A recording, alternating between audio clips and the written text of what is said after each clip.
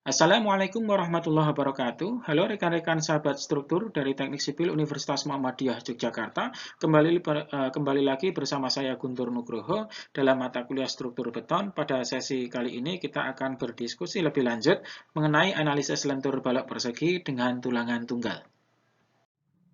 Sebelum kita masuk kepada materi tentang penurunan rumus-rumus terhadap balok lentur dengan menggunakan tulangan tunggal, kita akan mengetahui dulu tentang perilaku balok yang terlentur.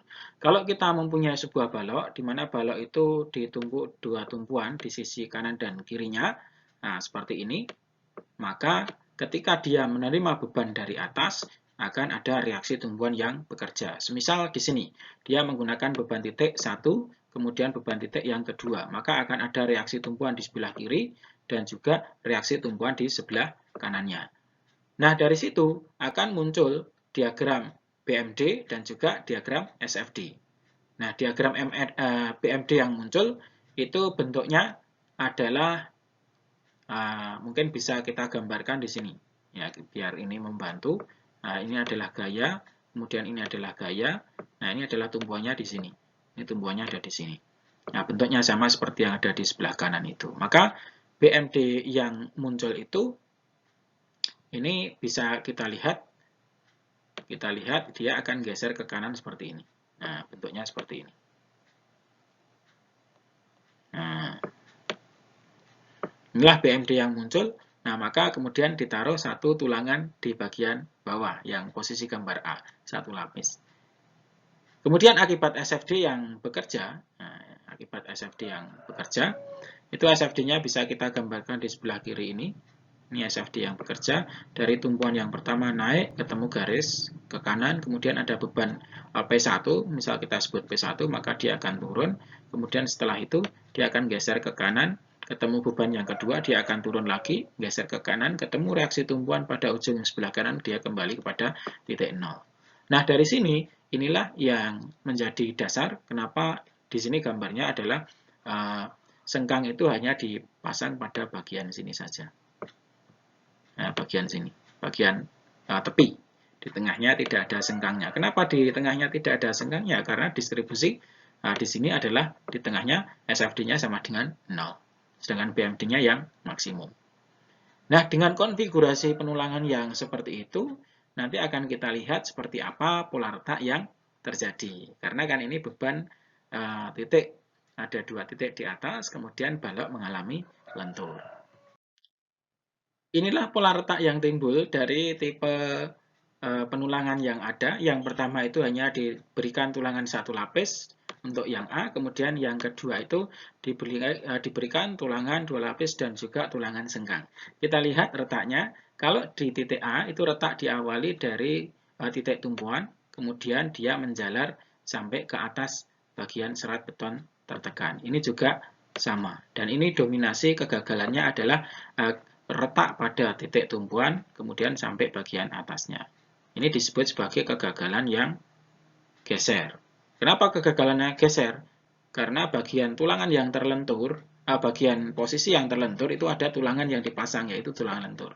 Sedangkan pada bagian geser, karena kan SFD-nya bentuknya seperti ini. Nah, bentuknya seperti ini kemudian turun lagi ke atas, sampai seperti ini, naik gitu. Nah, pada bagian dengan SFD yang maksimum ini, maka dia akan pecah. Di sebelah kiri juga ada SFD yang maksimum minus, maka dia akan pecah. Berbeda dengan penulangan yang ada di bawahnya, dipasang tulangan geser yang didasarkan kepada nilai SFD, maka retak yang terjadi tidak pada posisi retak di titik tumpuan. Akan tetapi retak lebih didominasi pada bagian tengah, di mana itu sebagai pola retak dari balok yang mengalami kegagalan lentur. Nah, kegagalan lentur inilah yang kita inginkan dalam sebuah desain, karena ini nanti balok akan bersifat elastis, yaitu mampu mempunyai simpangan yang bagus. Sehingga ketika terjadi gempa, itu dia mampu memberikan efek secara psikologis bagi para penghuninya. Gedung akan mengalami simpangan sehingga orangnya itu lari, dan ketika terjadi runtuh, runtuhnya pun tidak runtuh yang tiba-tiba. Itu posisi yang B. Kalau di A ini, dia posisi runtuhnya adalah tiba-tiba. karena dia bersifat brittle, tidak ada tulangan untuk bagian SFD-nya.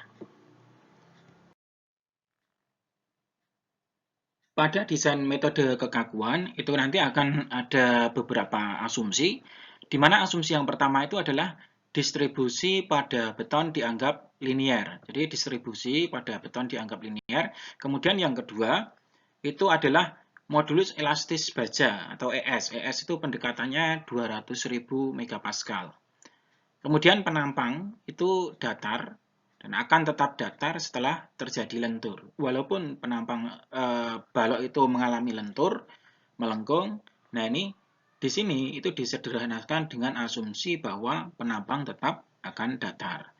Nah, selanjutnya itu ada kuat tarik beton yang diabaikan. Nah, kenapa di sini diabaikan? Karena kuat tariknya sangat kecil sekali, hanya 1/10 dari FC aksennya. Kemudian regangan maksimum pada serat beton terluar. Nah, regangan maksimum ini adalah 0,003, di mana kalau regangan pada beton sudah mencapai 0,003, maka dia nanti akan terjadi retak. Yang terakhir, bentuk distribusi tegangan tekan beton berbentuk persegi 4. Ini adalah sebuah simplifikasi. Sebenarnya bentuknya tidak demikian, tetapi nanti akan ada penjelasan yang lebih lanjut. Pada slide ini akan dijelaskan tentang kondisi lentur. Jadi kondisi lentur balok yang mempunyai tulangan tunggal. Seperti pada gambar ini ada sebuah balok dengan tumpuan yang sederhana di sebelah kiri dan sebelah kanan. Kemudian balok itu menerima beban terbagi merata sepanjang bentangnya. Jadi beban terbagi merata sepanjang bentang. Kemudian balok tersebut akan melendut ke bawah. Jadi secara ekstrim digambarkan pada gambar di bawah ini. Jadi melendut ke bawah, di mana nanti pada bagian bawah itu akan terjadi kondisi tarik, sedangkan di bagian atas itu nanti akan terjadi kondisi tekan. Nah, kemudian muncul suatu daerah di antara tarik dan tekan itu, di mana tegangannya itu adalah 0. Sehingga itu disebut sebagai sumbu netral. Ini yang disebut sebagai sumbu netral. Ini terjadi sepanjang bentang balok ini. Jadi sampai dari kiri, kemudian sampai ke kanan. Ini nanti akan ada kondisi netral atau garis-garis di mana posisi tegangan dan regangannya adalah 0. Pada diagram regangan, kita bisa mengetahui bagaimana posisi regangan dari baja, kemudian juga regangan dari beton. Kalau ada suatu balok yang mempunyai panjang tertentu, kemudian ada beban di atasnya yang ditumpu mungkin dengan tumpuan yang sederhana, maka akan terjadi suatu lendutan, dan lendutan itu di bagian balok, posisi bagian bawah akan terjadi tarik, kemudian bagian atas terjadi tekan. Ada suatu titik tertentu di mana nanti akan menjadi batas antara tarik dan tekan, yaitu disebut sebagai sumbu netral. Posisinya adalah ini. Jadi sepanjang balok itu akan ada sumbu netral. Nah, sumbu netral ini jaraknya adalah sebesar C, yaitu jarak dari sumbu netral sampai kepada serat beton tertekan bagian atas. Kemudian untuk jarak dari tulangan yang tertarik pada bagian ini disebut sebagai D, yaitu jarak dari AS tarik sampai kepada bagian beton yang terdesak di bagian paling atas. Nah, selanjutnya posisi kita yang saya sampaikan tadi bahwa akan ada suatu regangan di mana beton itu akan mempunyai regangan maksimum. Posisinya adalah di sini. Ini adalah regangan maksimumnya. Nah, teman-teman bisa melihat nilai C regangan CU aksen sama dengan 0,003, di mana itu adalah regangan maksimum. Kemudian regangan ketika kita tarik ke dalam, tarik ke bawah, maka nilainya akan semakin kecil. Maka akan semakin kecil kemudian sampai kepada garis netral, nilainya menjadi 0. Nah, setelah itu, kalau kita tarik lagi ke bawah, posisinya sudah berubah menjadi kondisi yang tertarik. Jadi, dari atas itu tertekan, kemudian turun, regangannya semakin kecil, mendekati titik 0 atau garis netral, kemudian sampai ke bagian bawah pada AS itu. Nah, ini posisinya sudah terjadi regangan tarik. Sehingga di sini adalah regangan T. Nah, setelah kita mengetahui bahwa balok ketika terlentur itu ada zona tekan dan zona tarik, sehingga kita bisa memetakan apabila ada suatu balok mempunyai lebar B dan kemudian mempunyai tinggi H, maka kita bisa melihat bagaimana anatomi regangan yang terjadi. Coba lihat di sini. Ini ada suatu balok dengan lebarnya adalah B, ini lebarnya. Kemudian tingginya adalah H, yaitu kita ukur dari atas sampai ke sisi bagian bawah. Jadi hanya ada di sini. Kemudian ini ada simbol yang namanya D. D itu dari tulangan bagian bawah, tulangan yang tertarik sampai kepada serat beton tertekan pada bagian atasnya. Nah, selanjutnya, tadi yang saya sampaikan ada suatu sumbu netral di mana itu terjadi pada sepanjang balok dan itu posisinya adalah mempunyai kedalaman sebesar C. C itu adalah dari serat beton tertekan bagian atas ditarik turun sampai ke pada sumbu netral yang ada pada baloknya.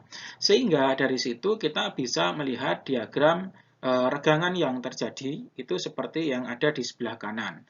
Bagian atas itu adalah regangan beton dan ketika berposisi di posisi yang paling luar maka regangannya akan menjadi maksimum sehingga dia mempunyai nilai seperti yang ada di pendekatan dalam metode kekakuan ini. Regangan CU untuk basanya itu adalah 0,003. Sedangkan regangan tarik pada bajanya, nah ini regangan tarik pada baja itu mempunyai jarak sebesar D dikurangi dengan C. Ini adalah D dikurangi dengan C.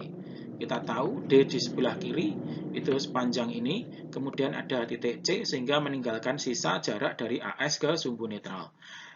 Dari konfigurasi regangan yang terjadi ini, konfigurasi grafik regangan yang terjadi, maka kita bisa menggunakan persamaan segitiga sehingga kita bisa menentukan berapa nilai dari regangan tarik bajanya. Di mana regangan tarik baja sama dengan rumus yang ada di bawahnya ini adalah regangan T sama dengan D dikurangi dengan C dibagi dengan C dikalikan 0,003. Inilah regangan baja yang bisa kita hitung dengan rumus yang sudah didapatkan dari persamaan segitiga regangan baja dan juga regangan beton. Terkait dengan pola dan konfigurasi regangan yang ada pada baja dan juga pada beton, itu nanti penampang balok akan dibedakan menjadi beberapa jenis penampang berdasarkan regangannya. Ini yang pertama dulu di sini. Silahkan dilihat teman-teman. Itu melihat yang pertama adalah penampang terkendali tarik pada gambar yang A. Jadi ada gambar yang A ini. Pada gambar yang A itu adalah penampang terkendali tarik.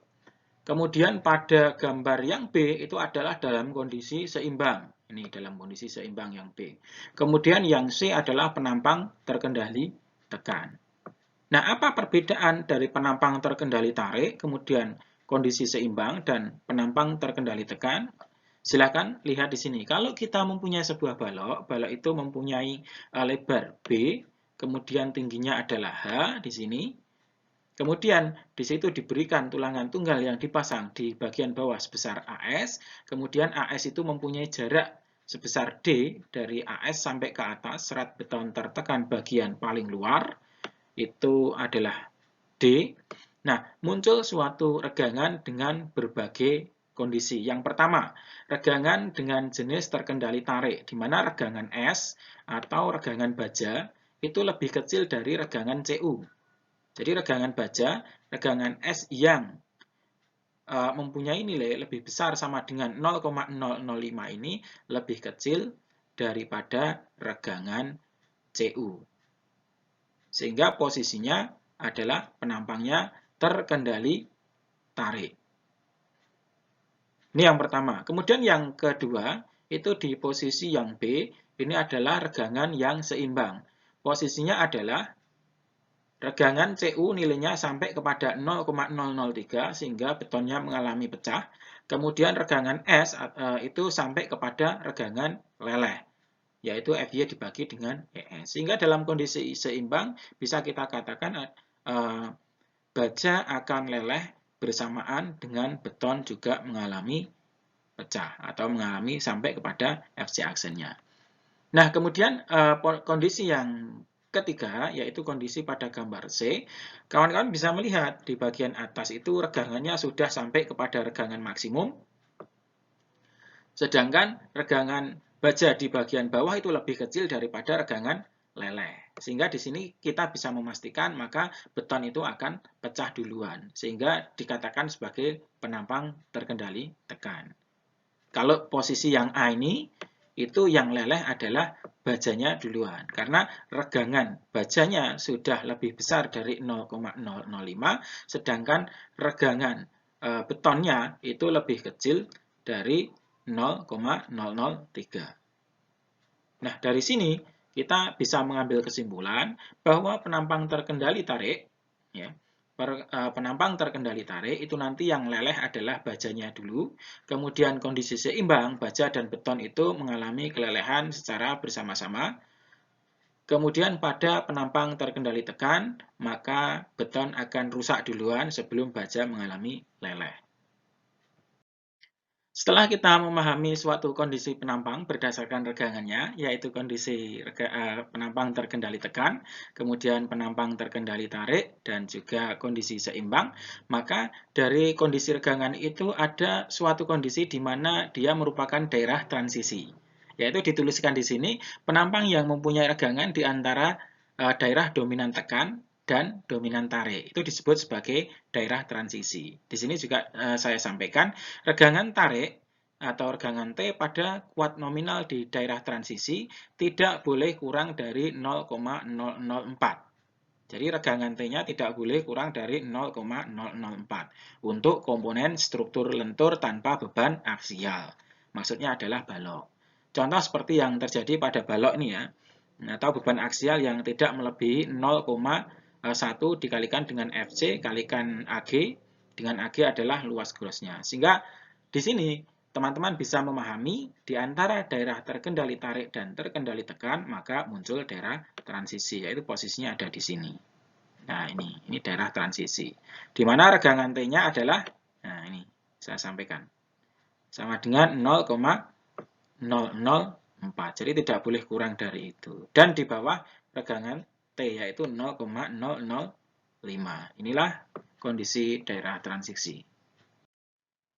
Sehingga dari pengertian yang sudah saya sampaikan tadi, ketika kita mempunyai sebuah penampang balok dengan lebar B, kemudian tingginya adalah H, mempunyai komponen sumbu netral di bagian tengah ini ada sumbu netral yang mempunyai kedalaman sebesar C, kemudian jarak dari AS sampai kepada serat beton tertekan bagian luar itu adalah D, dari situ mempunyai konfigurasi grafik regangan, yaitu seperti yang ada di sebelah kanannya. Regangan ultimate dari beton sebesar 0,003, kemudian regangan tarik bisa dihitung dengan rumus regangan T sama dengan D min C dibagi dengan C dikalikan 0,003, maka dari situ akan ada 3 kondisi.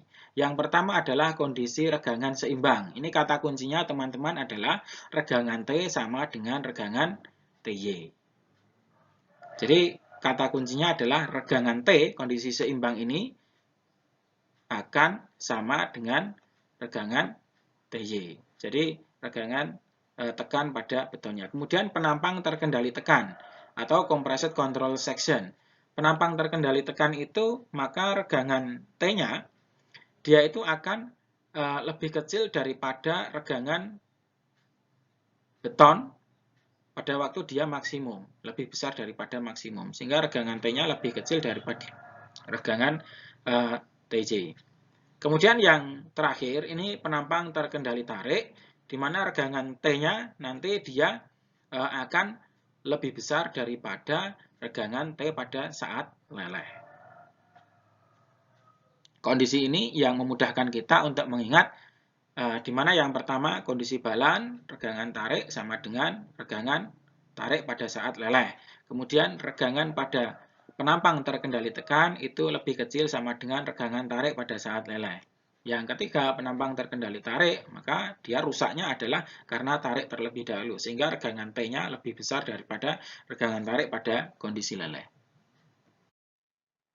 Selanjutnya, kita akan melihat secara detail sebenarnya regangan pada tipe penampang dari sebuah balok beton itu kalau digambarkan secara detail, itu akan seperti apa sih? Silakan teman-teman lihat ke sini. Kalau kita mempunyai sebuah balok, kemudian saya sampaikan bahwa lebar B, kemudian tingginya adalah H, terpasang AS pada satu lapis di bagian bawah, ada tulangan yang dipasang satu lapis di bagian bawah, seperti terlihat pada slide ini. Teman-teman bisa melihat ini jumlahnya ada 1, 2, 3, 4, 5, 6, 7, 8. Jadi AS-nya itu dipasang di bagian tarik ini. Nah, kemudian jarak dari AS sampai kepada serat beton tertekan bagian luar itu adalah D. Nah, setelah itu kita akan membandingkan dengan grafik yang ada di sini. Coba lihat yang pertama, penampang terkendali tarik itu untuk gambar yang A. Lihat bagian gambar A. Ini kedalamannya untuk garis netral adalah sebesar C1. Di mana C1 ini adalah merupakan jarak dari garis netral sampai kepada serat beton tertekan bagian luarnya. Kita lihat regangan CU, regangan pada betonnya itu sudah mencapai 0,003. Ini, nah, ini adalah ini sebesar 0,003, sedangkan regangan pada bagian tariknya lebih besar sama dengan 0,005. Maka gambarnya secara skalatis nilai C-nya adalah C1, kedalamannya adalah sekian. Kemudian pada gambar yang kedua, dalam kondisi transisi, ini ada nilai regangan CU-nya juga 0,003, terus kemudian regangan untuk tariknya itu di antara FY dibagi dengan ES. Coba lihat bagian bawah ini. Jadi regangan pada bagian tariknya lebih kecil dari 0,005 dan lebih besar daripada FY dibagi dengan ES. Jadi sudah leleh tetapi sebelum mencapai regangan 0,005. Ini posisinya seperti itu. Sehingga di sini digambarkan secara skalatis besarnya nilai C2 atau letak posisi garis netral. Kita lihat kalau kita bandingkan dengan posisi C1, maka C2 itu lebih dalam, sehingga garis netralnya semakin turun. Kalau tadi garis netralnya posisinya ada di bagian lebih atas, kemudian pada kondisi terkendali transisi, dia mengalami penurunan. Kemudian yang ketiga, ini ada penampang terkendali tekan. Gambarnya posisinya adalah di sini, gambar yang C. Coba lihat di sini. Ini regangan CU dari betonnya adalah 0,003. Kemudian regangan untuk tariknya dia lebih kecil daripada FY dibagi dengan ES. Kalau kita masukkan angka, misalkan FY-nya 400, ES-nya adalah 200.000, maka ketemu angka 0,002. Dia lebih kecil sama dengan 0,002. Berbeda ketika berada di daerah transisi. Dia di antara 0,002 tapi sebelum 0,005. Nah, inilah perbedaan secara singkat dan kita bisa mengambil kesimpulan, kita bandingkan berapa nilai C1, kemudian C2 pada kondisi transisi, kemudian pada kondisi terkendali tekan ada C3 dengan kesimpulan garis netralnya semakin turun. Jadi, kalau kita menaruh suatu tulangan yang lebih banyak di bagian tarik, maka itu akan mengakibatkan garis netralnya akan semakin turun. Inilah kesimpulan yang bisa kita ambil dari slide yang saya sampaikan ini. Selanjutnya kita akan mengetahui distribusi tegangan tekan ekivalen. Apa yang dimaksud dengan tegangan tekan ekivalen? Seperti yang sudah saya sampaikan tadi bahwa suatu penampang balok dia akan mempunyai daerah yang tertekan dan juga akan mempunyai daerah yang tertarik. Pada kondisi daerah yang tertekan itu didominasi dari kemampuan beton untuk menahan gaya desak yang dibatasi oleh sepanjang sedalam C. C tadi adalah jarak dari garis netral sampai kepada serat beton tertekan bagian luar. Nah, bentuk dari sebuah distribusi tegangan ini bentuknya adalah sebenarnya seperti yang ada di sebelah kiri ini. Bentuknya seperti ini, yang diarsir ini. dia parabolik. Bentuknya parabolik. Sehingga karena kemampuan beton itu disimbolkan dengan tegangan, yang itu merupakan gaya per satuan luas, sehingga untuk mencari luas dalam arsiran parabola ini cukup susah, teman-teman. Sehingga para ilmuwan itu kemudian melakukan asumsi dengan simplifikasi, bentuk yang semula parabola ini digeser ke sebelah kanan menjadi bentuk yang bentuknya persegi. Persegi yang saya beri tanda hijau ini. Dengan segala konsekuensi. Konsekuensi yang pertama adalah kemudahan untuk menghitung berapa luas dari bentuk yang persegi ini. Kemudian konsekuensi yang kedua itu menimbulkan beberapa safety factor yang ada di situ. Karena semula itu kan sampai parabolik sampai ke bawah. Nah, di sini kemudian hanya diasumsikan di sini. Artinya ada daerah yang hilang. Sehingga di situ nanti muncul sebesar adanya sebuah safety factor. Nah, kalau kita runut dari sini, teman-teman bisa mengetahui bahwa bagian atas dari balok yang terlentur itu didominasi oleh kemampuan beton menerima gaya desak. Nah, gaya desak itu disimbolkan di sini adalah besarnya adalah C ini. Nah, C ini merupakan resultan dari bentuk persegi. Nah, ini resultannya kan posisinya adalah sebesar C. C sama dengan 0,85 beta 1 dikalikan FC aksen dikalikan dengan B dikalikan dengan C. Kita runut dulu dari awal biar filosofinya itu sampai. Kita pernah melakukan uji kuat tekan beton di mana dia itu mempunyai data tegangan. Di mana tegangan itu adalah P dibagi dengan A. Itu adalah tegangan. Ini adalah rumusnya. P dibagi dengan A. Nah, kemudian didefinisikan bahwa P itu adalah gaya, A adalah luasnya. Dari situ, kemudian dibawa kepada konsep keilmuan ini. Di mana tegangan itu biasanya disebut sebagai FC aksen. Nah, berapakah nilai FC aksen? Itu pasti orang berpikir itu adalah kuat desak beton atau kuat tekan beton. Kemudian P ini adalah nilai C ini, gaya. Nah, nilai C, gaya, kita taruh di sini. Ada namanya CC atau compression concrete. Kemudian A-nya adalah luas, B dikalikan dengan H.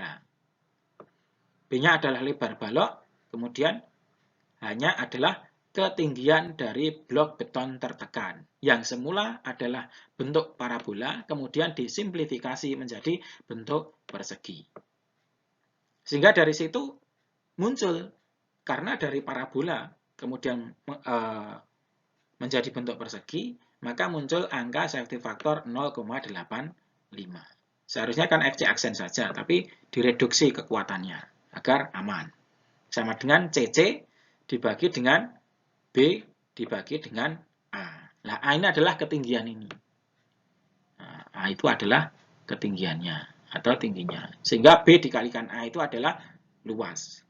Nah, A itu sama dengan beta 1 dikalikan dengan C. Sehingga di sini rumusnya bisa didapatkan bahwa CC sama dengan 0,85 FC aksen dikalikan beta 1 dikalikan A, kemudian dikalikan B. Jadi yang pertama ada CC. Sehingga kita bisa tahu rumus CC itu awalnya dari mana, konsepnya seperti itu. Kemudian yang kedua, di sini ada T. Nah, T ini juga saya singgung sekalian di sini. Ini adalah gaya yang diakibatkan oleh adanya tarik dari baja yang kita pasang di bagian bawah. Sehingga T itu juga gaya, asalnya dari AS dikalikan dengan FY. Pada distribusi tegangan tekan ekivalen, saya sampaikan tadi bahwa ada nilai A. A itu besarnya adalah beta 1 dikalikan dengan C. Yaitu nilai yang merupakan perubahan dari bentuk ekivalen, bentuk lengkung, menjadi bentuk persegi untuk kemampuan beton tertekannya. Dengan C dihitung sebagai jarak dari serat tekan beton terluar sampai kepada garis netral. Nah, faktor beta 1 ini dihitung dengan ketentuan yang ada di SNI kita, yaitu faktor beta 1 sama dengan 0,85 untuk nilai FC aksen antara 17 sampai 28, yaitu lebih besar sama dengan 17, lebih kecil dari sama dengan 28 MPa. Itu kita akan menggunakan faktor beta 1 0,85. Kemudian yang kedua, faktor beta 1 itu bisa bernilai 0,85 dikurangi 0,005 kalikan FC aksen min 28/7 untuk FC yang posisinya lebih besar dari 28 dan lebih kecil sama dengan 55 MPa. Ini nanti bisa memakai rumus tersebut. Kemudian faktor beta 1 yang ketiga itu bisa bernilai 0,65 ketika FC-nya itu mempunyai nilai lebih besar dari 55 MPa. Jadi menggunakan beton yang mempunyai kuat tekan yang tinggi. Setelah kita memahami uraian yang sebelumnya tadi, maka kita bisa masuk kepada inti daripada kekuatan balok yang mempunyai tulangan tunggal, di mana kekuatan balok itu akan disimbolkan dengan kapasitas momen nominalnya. Seperti yang terlihat pada gambar di slide ini, kalau kita mempunyai balok dengan lebar B, kemudian tingginya H, kita pasang AS di bagian bawah, maka akan muncul distribusi gaya-gaya yang bekerja. Di mana yang pertama yang akan saya bicarakan itu adalah gaya yang terjadi pada beton dulu, karena beton relatif mampu menahan desakan, sehingga posisinya itu kan berada di atas sumbu netral, di mana dia bekerja untuk menahan gaya desak. Pada awalnya sudah saya sampaikan bahwa distribusi tegangan balok itu ketika terjadi desak sebenarnya bentuknya adalah seperti ini, yang saya garis hijau ini. Ini yang pertama. Yang kedalamannya adalah pada kedalaman C tertentu. Nah, kemudian untuk agar mempermudah perhitungan gaya yang terjadi pada blok beton tertekan ini, dilakukan simplifikasi dari bentuk yang parabolik ini menjadi bentuk yang persegi. Sehingga di situ dibatasi bukan lagi kedalamannya adalah C, melainkan kedalamannya adalah A, di mana nanti akan dipengaruhi oleh faktor yang namanya beta 1, seperti yang sudah saya sampaikan di slide sebelumnya, akan mempunyai nilai yang tergantung kepada nilai FC aksen betonnya. Nah, dari sini akan ada nilai yaitu CC atau disebut sebagai compression concrete, di mana gaya CC ini besarnya adalah 0,85 dikalikan dengan FC aksen, dikalikan dengan A, dan dikalikan dengan B, di mana A-nya adalah kedalamannya, B-nya adalah lebar daripada balok. Sehingga di sini bisa saya sampaikan bahwa CC adalah gaya, di mana gaya tersebut akan bekerja untuk menahan desak pada kondisi di atas sumbu netralnya. Nah, inilah CC yang terjadi pada bagian atas. Kemudian bagian bawahnya, dia akan mempunyai nilai AS. AS itu adalah area of steel atau luas tulangan yang ada di sini. Sehingga bisa terpasang 1, 2, 3, ataupun berapapun. Kan gitu. Bisa dipasang 1 lapis, bisa dipasang 2 lapis. Dengan konsekuensi, maka dia akan mampu menahan gaya tarik karena luas tulangan itu lebih dominan bekerja pada kondisi tarik. Di mana itu disimbolkan sebagai T. T di sini adalah tension, atau biasanya di buku-buku itu ada TS, tension of steel. Di mana definisinya adalah AS dikalikan dengan FY. AS itu adalah area of steel, kemudian FY adalah force yield atau kuat lelehnya. Sehingga luas dikalikan dengan kuat lelehnya, didapatlah gaya sebesar T. Nah, setelah mendapatkan gaya sebesar T, yang kita lihat di bagian bawah ini, nah, kemudian antara T dengan C itu ada jarak. Ada jarak. Jadi gaya yang mempunyai jarak. Di mana jaraknya adalah disebut sebagai Z. Z sama dengan D min A/2. Jadi D, ini adalah D, dikurangi dengan A/2. A/2, kenapa A/2 tidak A/3? Karena resultan untuk posisi persegi seperti ini, letak titik beratnya adalah di tengah-tengahnya, sehingga kita bagi A/2. Inilah ZD min A/2. Nah, dari situ, konsep kapasitas momen nominal disebut momen itu karena dia mempunyai gaya, dan syaratnya adalah punya lengan. Jadi ada gaya dengan ada lengan. Nah, di sini yang disebut sebagai gaya adalah C dan T. Kemudian yang disebut sebagai lengan atau jarak adalah Z. Sehingga konsep yang ada di sini, momen nominal balok, saya tuliskan di bagian bawah ini. Nah, teman-teman bisa melihat MN sama dengan CC dikali dengan Z. Artinya compression konkret ini dikalikan dengan jaraknya. Dan itu nilainya akan sama karena konsepnya setimbang. Sigma horizontal sama dengan 0. Sigma momen sama dengan 0. Kan gitu. Sehingga akan sama dengan ketika gaya T ini saya kalikan dengan lengannya, yaitu Z, D min A per 2. Inilah kesimpulan yang pertama, bahwa untuk menghitung kemampuan balok, kita akan mengacu kepada konsep momen nominal balok, di mana besarnya adalah CC dikalikan dengan Z, dan itu nilainya akan sama dengan T dikalikan dengan Z. Dari definisi momen nominal yang sudah kita pelajari pada slide sebelumnya, karena konsep yang kita pakai adalah konsep kesetimbangan, di sini saya tuliskan kesetimbangan gaya arah horizontal itu harus sama dengan 0. Sehingga artinya apa? Maka CC itu sama dengan nilai T. Jadi CC itu akan sama mempunyai nilai dengan T. Nah, dari sini kita bisa menurunkan suatu rumus. Ketika nilai CC sama dengan T, itu saya taruh di sini. CC adalah 0,85 kalikan FC aksen kalikan A kalikan B. Itu akan sama dengan AS dikalikan dengan FY. Karena sigma gaya horizontal sama dengan 0. Dari situ kita akan mempunyai parameter sebuah nilai yang akan kita gunakan untuk menghitung momen nominal, jarak pada momen nominal, yaitu sebesar A. A ini yang akan kita hitung. Nah, dari konfigurasi rumus yang di atas itu, maka muncul nilai A bagian bawah ini. Nah, ini teman-teman bisa melihat di sini. Sehingga A sama dengan AS dikalikan dengan FY dibagi dengan 0,85 FC dikalikan A dikalikan B. Kenapa kita harus menghitung A? Untuk apa kita harus menghitung A? Karena akan kita gunakan untuk mencari nilai Z di sini. Momen itu kan ada karena ada gaya dikalikan dengan jarak. Sedangkan jaraknya konfigurasi rumusnya adalah Z sama dengan D min A per 2. Sehingga A-nya harus kita ketahui.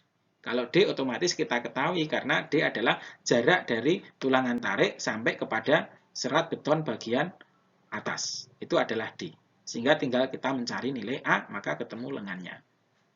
Nah, dari situ, setelah kita mendapatkan nilai A, maka kita bisa mengetahui berapa nilai momen nominal yang ada. Di mana di sini MN sama dengan bisa dari CC, bisa dari T. Kalau kita pakai konsep yang CC, maka CC dikalikan dengan Z. CC-nya adalah 0,85, FC aksen kalikan A kalikan B, Z-nya adalah D min A per 2. Atau dengan T, gaya yang di bawah ini, dikalikan dengan Z. T-nya adalah AS dikalikan FY, kemudian jaraknya adalah D dikurangi dengan A per 2. Inilah teman-teman semuanya, bahwa penurunan rumus dari momen nominal itu didasarkan kepada kesetimbangan gaya arah horizontal dari compression konkret terhadap tension steel atau bagian tertarik dari bajanya. Nah, selanjutnya ini ada faktor reduksi kekuatan. Faktor yang digunakan untuk mereduksi kekuatan agar benar-benar sesuai dengan persyaratan yang disyaratkan oleh SNI. Yang pertama, untuk penampang dominan tarik itu nanti P-nya adalah 0,9. Jadi kemudian ada penampang dominan tekan, kalau dia spiral 0,75, untuk non-spiral adalah 0,65. Seperti apa spiral dan non-spiral gambarnya? Ini kita lihat setelah slide berikut ini. Kemudian yang geser dan puntir, itu nanti silahkan memilih P sama dengan 0,7. Untuk tumpuan pada beton, istilahnya seperti korbel, pilih P sama dengan 0,65. Nah, inilah yang akan kita gunakan dalam desain. Selanjutnya akan kita lihat bagaimana posisi terkendali tarik, kemudian tekan dan transisi pada slide berikutnya. Nah, setelah kita memahami tentang konsep momen nominal balok, di mana MN itu ketika akan kita gunakan untuk mendesain sebuah struktur di dalam SNI dipersyaratkan nilai MN itu harus lebih besar daripada P dikalikan dengan MU. Ini ada di sebelah kanan atas ini yang saya lingkari. Jadi kemampuan daripada balok itu harus lebih besar sama dengan P. P itu disebut sebagai faktor reduksi kekuatan, dikalikan dengan MU. MU itu momen hasil dari pembebanan atau gaya dalam. Jadi lebih besar daripada P dikalikan dengan beban yang ditanggung atau bekerja. Ini MU asalnya dari BMD analisis struktur. Nah, berapakah nilai Pi? Nah, gitu. Faktor reduksi kekuatan. Di sini disampaikan ada sebuah grafik yang menghubungkan antara nilai Pi dengan regangan tarik baja. Jadi, nilai Pi ini nanti akan ada beberapa tipe. Yang pertama untuk tipe tulangan spiral. Ini nanti yang dipakai. Nah, ini tulangan spiral. Kemudian ada tulangan yang non spiral. Non spiral itu di sini nanti pakainya.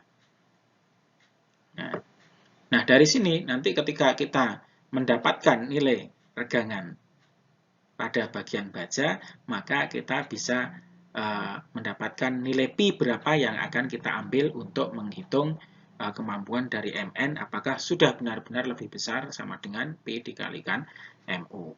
Jadi dasarnya adalah regangan tarik. Yang pertama dulu, untuk daerah dominan tekan. Daerah dominan tekan itu regangan tariknya nanti dia lebih kecil daripada 0,002. Kemudian yang kedua, itu adalah daerah transisi. Di mana daerah transisi regangan tariknya antara 0,002 tetapi lebih kecil dari 0,005. Itu masuk kepada daerah transisi. Kemudian yang ketiga, itu daerah dominan tarik. Di mana regangan tariknya, regangan baja tarik itu lebih besar dari 0,005. Sehingga dari sini kita bisa menentukan pertama, langkahnya adalah cari berapa regangan tarik pada baja, kemudian setelah itu diplot di sini, masuk daerah mana? Apakah daerah dominan tekan, daerah transisi, atau dominan tarik. Nah, untuk komponen struktur lentur beton bertulang, nah itu dipersyaratkan dalam SNI regangannya adalah lebih besar sama dengan 0,004. Jadi posisinya adalah lebih besar dari sama dengan 0,004 daerah transisi sampai kepada daerah dominan tarik di bagian maksimum transisi. Kenapa demikian? Karena untuk memastikan bahwa nanti yang terjadi adalah keruntuhan yang didominasi oleh rusaknya tulangan karena pembebanan tarik. Dengan adanya kerusakan tulangan yang terlebih dahulu, maka struktur kita akan bersifat sebagai struktur yang elastis. Artinya, dia itu mampu berdeformasi untuk disipasi energi. Jadi, mengeluarkan energi sehingga tidak terjadi runtuh secara tiba-tiba. Kalau daerah ini, daerah terdominasi tekan, posisinya ada di sini nih. Ini teman-teman bisa lihat, itu nanti tipe keruntuhan strukturnya adalah tipe keruntuhan yang brittle atau getas atau tiba-tiba. Jadi struktur tidak mampu melendut atau membuat simpangan yang bagus, sehingga dia itu terlihat tegar, tetapi ketika gaya sudah melebihi daripada FC dan juga FY-nya tegangan, dia akan runtuh secara tiba-tiba dan itu bahaya, tidak diinginkan oleh desain dalam SNI.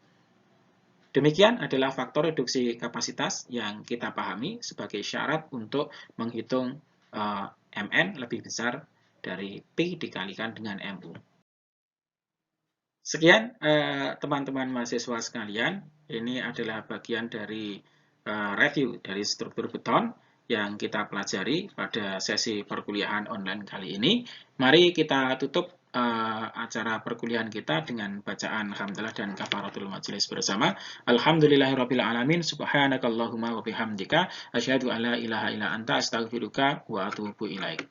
Billahi taufiq wal hidayah. Wassalamualaikum warahmatullahi wabarakatuh.